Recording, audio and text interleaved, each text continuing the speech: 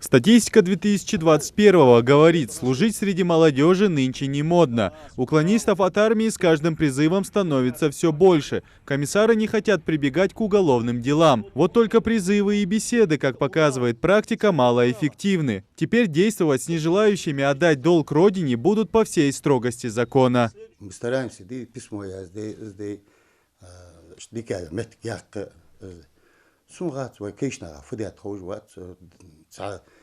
катастрофически армия хаты бац родители нах бехка хатсун ви коку первый давук метигаш жаловаться деш армия давук цейсе во яш хал хаяха метигиш десант внутренние войска Росгвардия мелдик войска и метиги бут метиги на контракт дук кейна быса бы дабха чарал ханзы ушер дук кейна.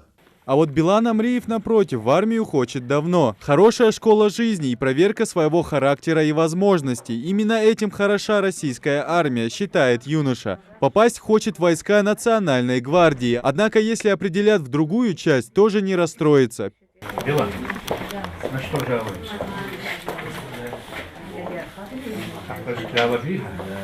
Кожное заболевание.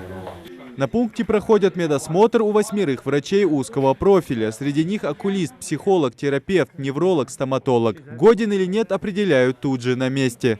После собранного анамнеза, то есть если человек не жалуется, то, естественно, по результатам анализа я выношу заключение. Если А, то годен, если Б, годен с незначительным ограничением, В, это, к сожалению, годен по состоянию здоровья. К сожалению, здоровых у нас в этот призыв почему-то меньше.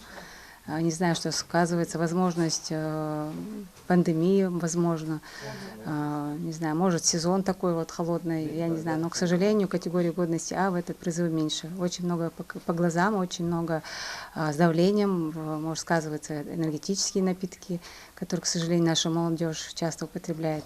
Но похвастаться нечем, категория А в этом призыв маловато.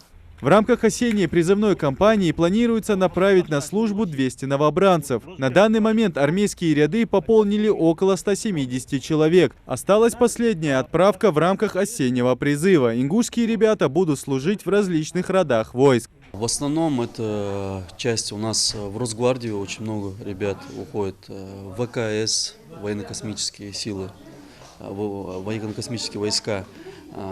Есть даже вот в этом году у нас выбили места в такие элитные самые, которые считаются подразделения. Это ВДВ, 10 человек тоже вот буквально вот недавно мы их отправили. У нас даже была организована видеосвязь с призывниками, которые вот отправили буквально недели 2-3 назад.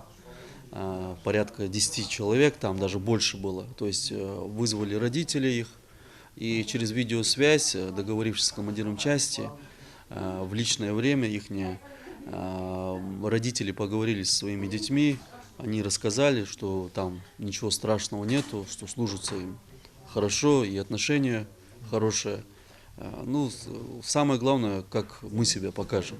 После прохождения обязательной медкомиссии ребятам ставится оценка. С наивысшим баллом присуждают категорию А. Они могут рассчитывать на отправку в лучшие воинские части страны. В военкомате информируют, новобранец уже через полгода после призыва может заключить контракт для прохождения службы и по истечении 6 лет военной карьеры получить жилплощадь на сумму до 4 миллионов рублей. И таких плюсов много.